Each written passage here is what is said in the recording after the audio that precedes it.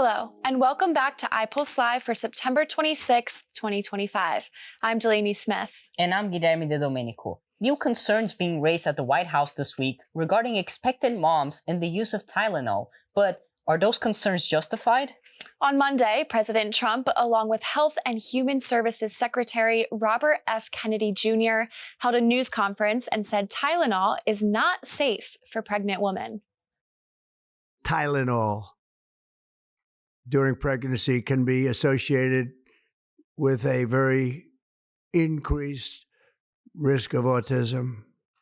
So taking Tylenol is not good.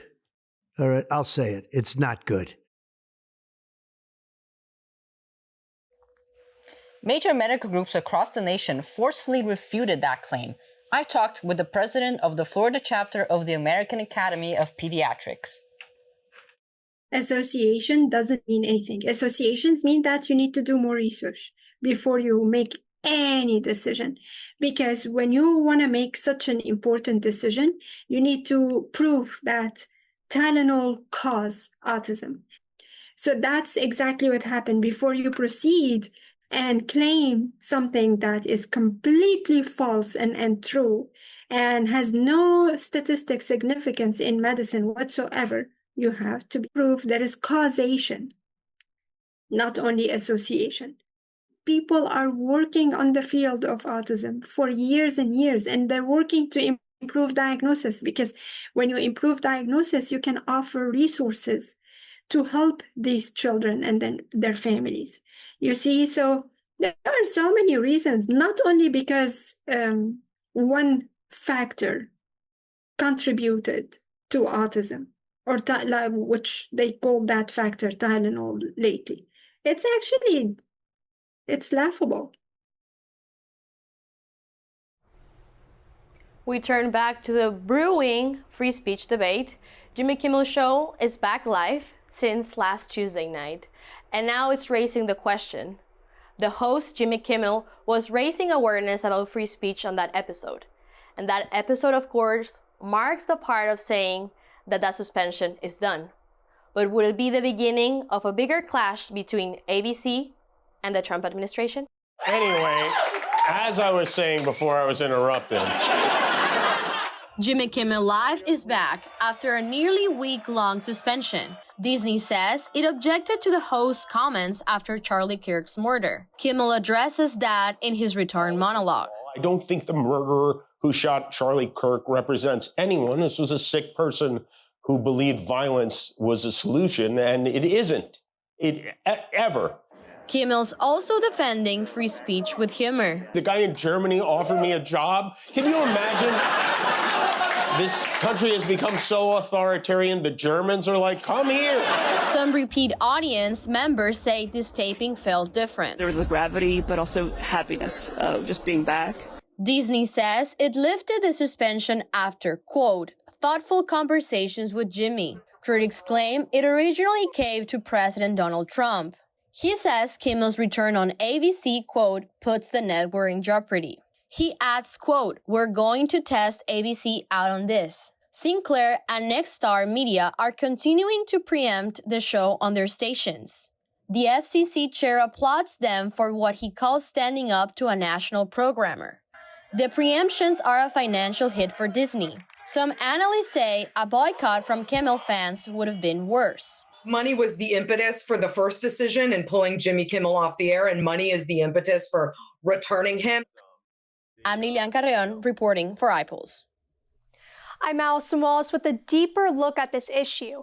I sat down with Lynn Professor Paul Gormley, a lawyer with experience ranging from criminal justice to social science. What is the lesson from the Jimmy Kimmel situation? The lesson that we take from the Jimmy Kimmel situation is actually very multifaceted. The first and most important one is that we need to recognize that the government should not be exercising pressure that is unique to the power of governmental authorities to squash language with which they do not agree. Something that is lost on many people is that Jimmy Kimmel's own First Amendment rights were not in jeopardy. His speech was restricted, censored, squashed, take your pick of verbs, by his employer, which is an employer's right. We're here at Lynn University, and I'm a Lynn University employee. If they want to control my speech, they have that right. However, ABC/Disney's rights were in jeopardy because their corporate speech rights under the First Amendment include having Jimmy Kimmel on the air, and they shouldn't be pressured to suppress criticism of the president because the president doesn't agree with it. Why do you think ABC changed its mind to bring Jimmy Kimmel back? There was a groundswell response from writers, actors, producers, and the general public to boycott advertisers, Disney, ABC, and generally bring every possible form of pressure not to cave in to political pressure to keep Jimmy Kimmel off of the air. And it appears that the market in this case responded.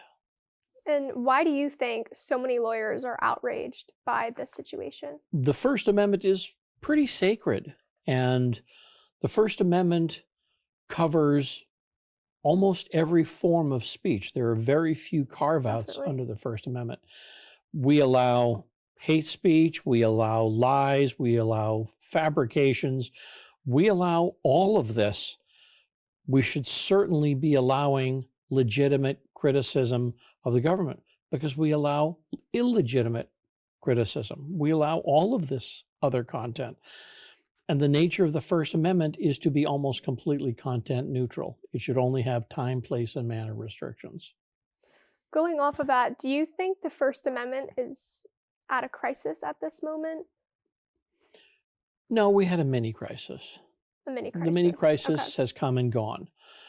Will we see more of the same? It depends on how the government responds. What they did in the Kimmel case is very much what the mobsters do with a protection racket. It'd be a real shame if your business had an awful accident, like losing its license. And that type of pressure causes undue influence by the corporate authorities who responded like that. Every time a corporation stands up to that type of pressure, it emboldens everybody around them that they should stand up as well. If they give in and knuckle under to the pressure, it tells everybody else that you should give in and knuckle under. What do you think is happening to freedom of speech in our country? Right now, in many respects, we are seeing a flourishing of speech because we have so many people speaking in so many different ways on so many different topics. Not all of them are agreeable to all of us. The left doesn't appreciate what the right is saying. The right doesn't appreciate what the left is saying.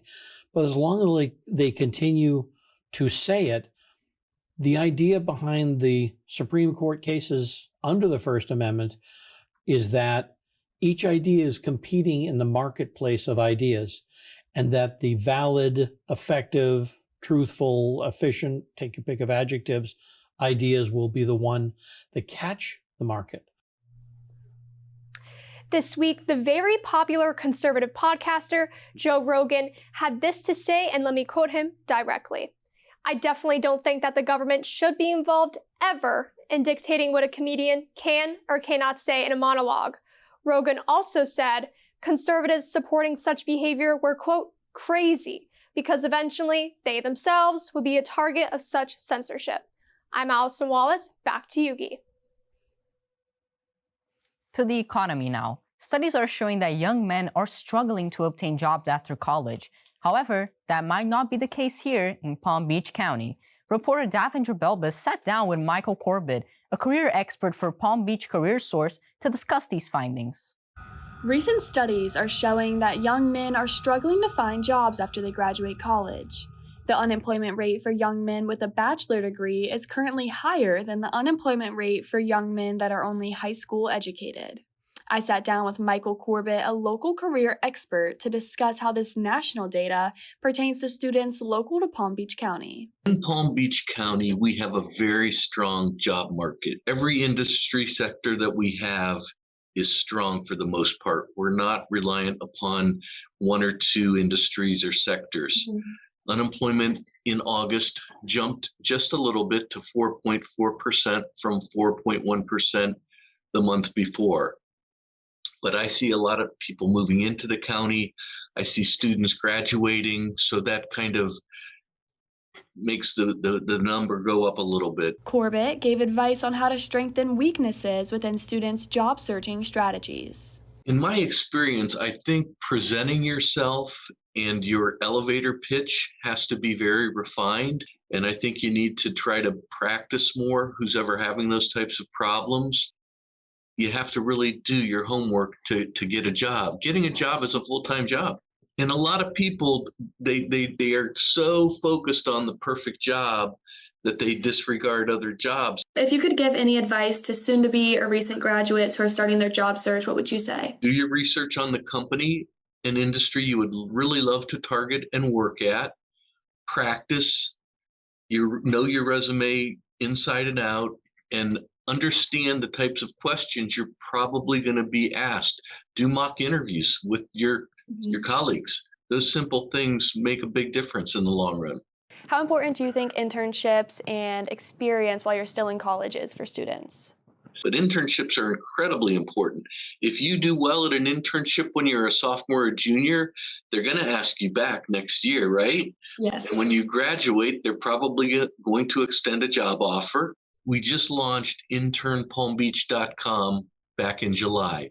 The whole goal of internpalmbeach.com was to get opportunities for high school and college kids here in Palm Beach County. Job market here in Palm Beach County is said to be strong despite nationwide trends. Students here locally can get a head start on their job search by finding internships through internpalmbeach.com. I'm Davindra Belbis reporting for iPulse Live.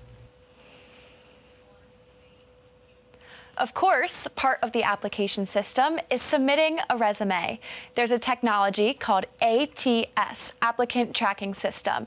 This technology helps employers in the hiring process. Reporter Lisette Guillen went around campus to ask what students struggle with the most when it comes to writing a resume. Resumes. It's something that many students struggle to write and format. I recently sat down with Bob Nealon. He's a career coach who always notices students struggling with organization. The documents in a lot of cases are very sloppily organized. The spacing is inconsistent. The sizing of the font is inconsistent, using multiple fonts. Nealon also observes students having difficulty listing their experience. I think other things that students struggle with is building content for jobs that they might have held, part-time jobs or summer jobs or internships, using an action verb to start, then describe what it is that you did. We'll call that the task, and where possible, highlight what the work results in. At Grand Star Studios, hiring managers use a program called ATS. It is a program that scans keywords from the job description and then matches applicants who fit. If you've interviewed them yet, if they have spoken to a manager, it keeps notes. It says if you're interested or not interested.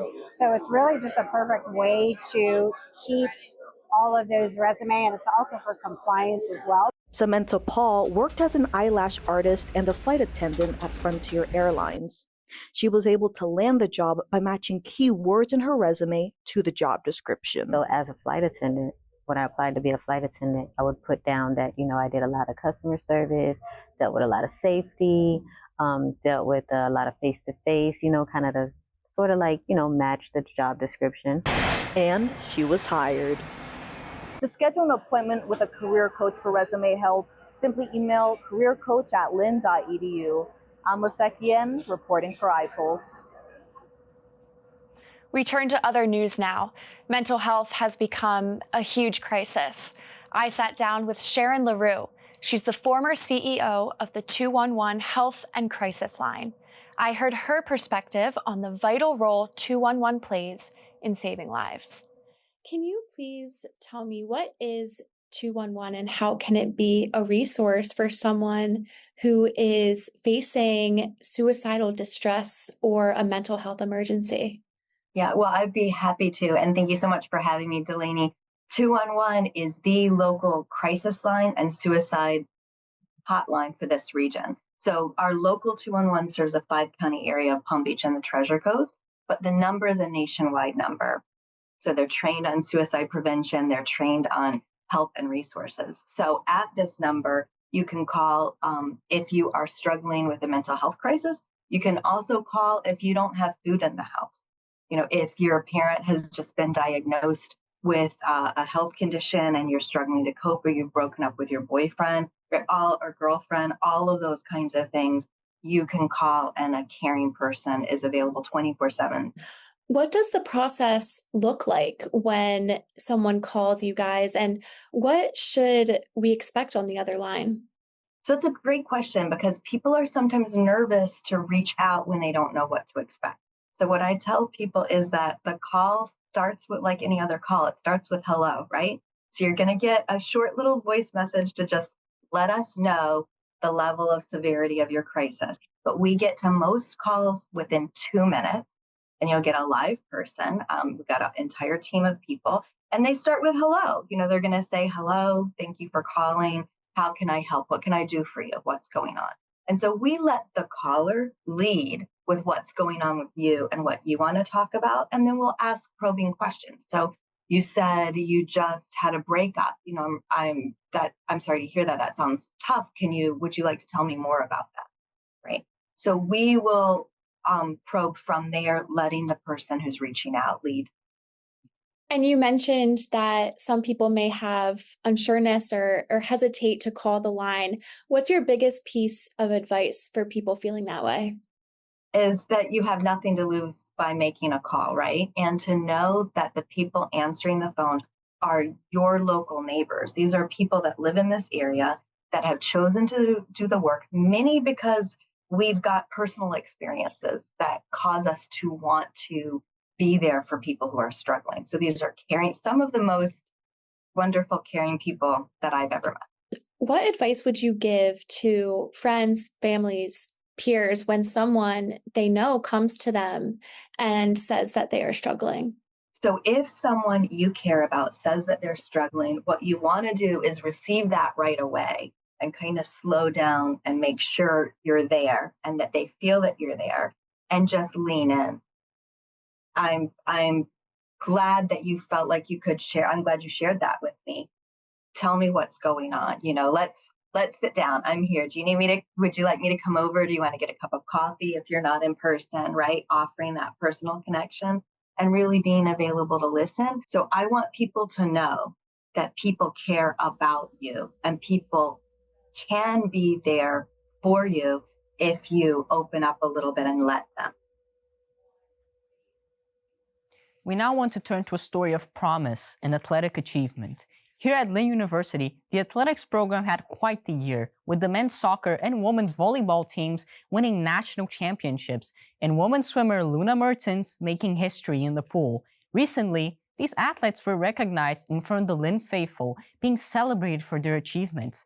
R. Swanson Gibson Jr. was in the midst of all the action. It was a blue and white coronation at the DeHornley Sports Center, as Lynn University recently honored its national champion, women's volleyball and men's soccer teams, as well as Luna Mertens, an NCAA record holder and 2025 Sunshine State Conference Women's Swimmer of the Year. On December 14th, 2024, the soccer and volleyball squads claimed the respective NCAA Division II titles on the same day, a rare feat in collegiate athletics. Historic day. They won a national title earlier today in men's soccer. Also making history of her own was Luna Mertens, a swimmer who picked up gold medals at the 2025 NCAA Swimming and Diving Championships, shattering records in the women's 100 freestyle and butterfly events. That is below the Division II all-time record threshold. The banner unveiling ceremony occurred prior to the women's volleyball game, their first home showing of the season. Students, faculty, and other supporters filled the gym, roaring as the championship banners were revealed. After the celebration, the Lynn women's volleyball team began their duel with Flagler College, coming out strong offensively. Ultimately, the Fighting Knights would get the 3-1 win, becoming one step closer in their pursuit of a championship repeat. This night marked a significant moment for Lynn Athletics, adding more hardware to an already filled trophy case. Reporting for iPulse News, I'm Swanson Gibson Jr. The Lynn University swim team stepped out of the pool and into the ocean for beach practice. Nella Briseno has the story. Last Friday, instead of hitting the pool, the Lynn swim team hit the beach, trading laps for laughter and building sandcastles to strengthen their bond outside of the water. Just being out of Lynn is really a positive thing. Just being able to go off campus and just be together and spend the moment with each other is really important. And doing things outside of the pool means a lot too, because we are people before we are swimmers. The Lynn swim team, while a Division II collegiate team, prioritizes team bonding on top of the intense practices that they do. We all competing here as a team, trying to build the best castle, bonds us together. We're spending some fun time here at the beach as a team. Back at school, the team finds ways to have fun. During training, they keep that spirit alive, cheering each other on in the weight room. So lifting together is extremely important for the team. Athletes get to interact with one another in the weight room instead of just practice competition, which helps team grow and build relationships. Each year, the swim team has to attend the beach practice. Last year, 16 out of the 55 swimmers went to Indianapolis for the national competition and brought that team spirit with them. Reporting from iPulse Live, this is Nella Briseno. Good afternoon, everyone. It's nice to have you with us. We do have a really big disturbance that's going to be happening right near Florida. It's Invest 91L, and it's looking like it's going to maybe miss Florida. It looks like it's going to go into South Carolina. That's what the models are showing. The reason we could support that it's going to go around there is because we do have a jet stream that's coming in from Canada that's swooping down into about New Jersey, and it's keeping everything a little bit more south. We also have Humberto back here that is going to shoot way off of the coast, so there's no worry about that. As you'll see on the next image, we do have this storm right here. Again, this is Invest 91L. We'll have to see what it's going to look like once it actually forms, but right now, it is over Cuba and the Puerto Rico area. So that's kind of causing it to be a little obviously disruptive. You can see it's a little bit all over the place. It's not very cohesive. And the reason that is because it's not over any open water. So it's struggling to find any chance of formation right now. However, I will say right now there is a 90% chance of formation once it finally exits off of the land, gets into open water, that warm water. That's when the disruptions are going to start being caused. As you'll see on the next image right here, it's looking like it's going to go into South Carolina.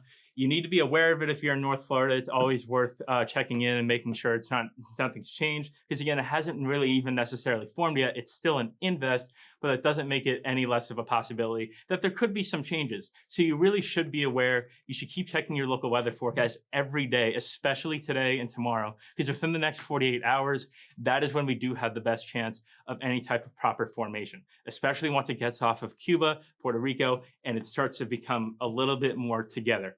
As you'll see on the next image, this is the GFS model. See it forming right here, right off of Cuba. As you'll see in just a second, it starts right here. And then once it gets off of Cuba into that warmer water, it is going to start spinning up. And once again, it's looking like South Carolina, Georgia, but you have to keep in mind, if you do live in northern Florida, and even here, you have to keep an eye on it. Especially down here, watch for the choppy waters. And there is going to be some stray showers and thunderstorms that could form if it does get to a big enough size, or there are some more storms around it that are swirling around it. So you do have to keep an eye out for that. And again, right over here, this is Humberto. This is going to go up and then way, way out. So nothing you need to worry about there, but you do have to keep an eye on this storm. It does pose a threat to, again, South Carolina, but just make sure you're keeping an eye on it if you're in South Florida, and especially in North Florida, where there is a bigger chance, slighter possibility, if it is going to turn in and the outskirts are going to hit. So be careful and keep an eye on the weather forecast.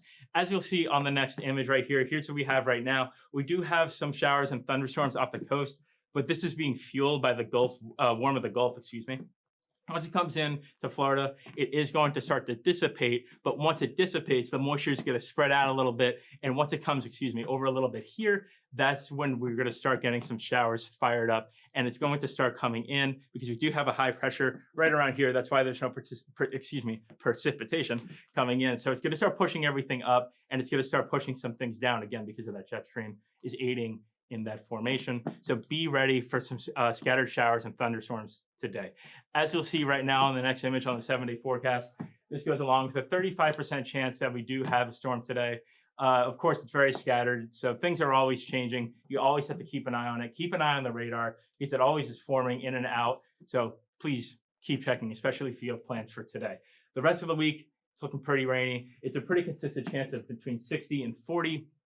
So be ready for a pretty wet week. The temperature, however, is also going to stay consistent. It's a very consistent week. It's going to be in and out, whether it's going to be scattered, whether it's going to be a consistent rain day. We don't really know because as we get closer to whatever day that might be, it could be consistent, for example, on Monday. If it's going to be consistent for an entire day, that's actually the day that would happen. So we'll see as we get closer. Please keep updated, especially again on that hurricane, where it's going to go. Again, the spaghetti plot has it going past here, but you really do need to stay updated. And that's a look at your forecast for the week. Now, here's a story about the Boca Run Club. In Boca Raton, running isn't just exercise, it's a community. One local woman started a club to make sure everyone feels welcome on the pavement. I actually founded Boca Run Club because I was training for a half marathon.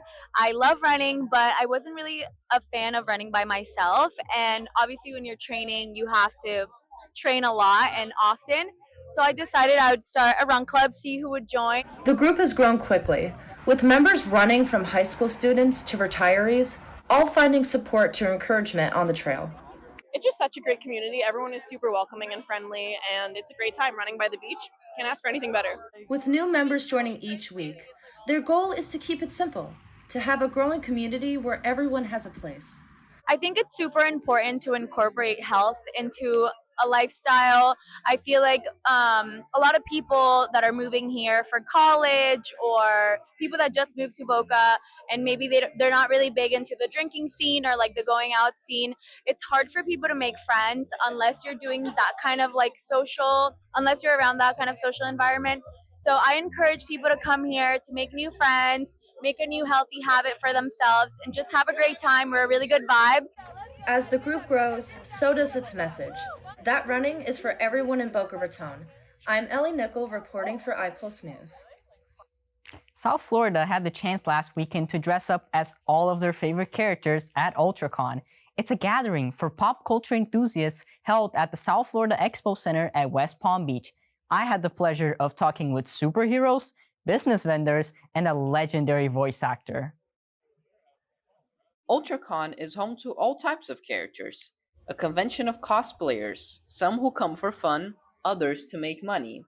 Here is Iron Man, Demon Slayers, multiple Batman, and the Scooby-Doo legend. Scooby-Dooby-Doo! Yeah! Scott Innes has given his voice to multiple characters in the franchise, with Shaggy being his most consistent role. I've done like 5 movies, but then I can't tell you how many talking toys, video games, Super Bowl ads, TV commercials.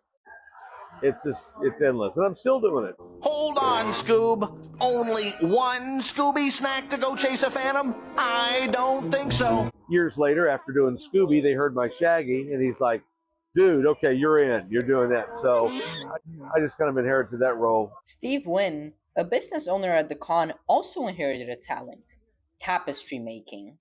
We sell Japanese anime tapestries, so they were all hand woven, and started with my grandma making it, and then I kind of took over on what I like to do. The fabric of his business?